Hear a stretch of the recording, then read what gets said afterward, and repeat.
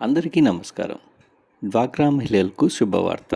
ఆంధ్రప్రదేశ్ ప్రభుత్వం electric bike లేదా electric auto కొనుగోలు చేస్తే సబ్సిడీ ఇవ్వనుంది. ఎలక్ట్రిక్ బైక్ కొనుగోలు చేస్తే 12,000 వరకు సబ్సిడీ, ఎలక్ట్రిక్ ఆటో కొనుగోలు చేస్తే 30,000 వరకు సబ్సిడీ ప్రభుత్వం ఇవ్వనుంది.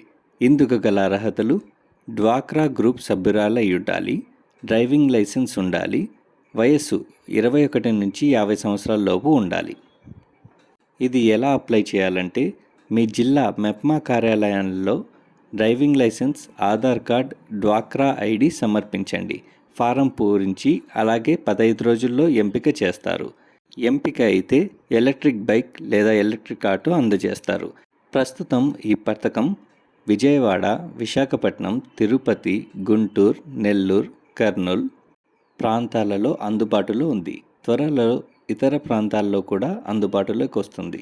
అంతలోపు ఎవరికైతే డ్రైవింగ్ లైసెన్స్ లేదో వారు అప్లై చేసుకోండి.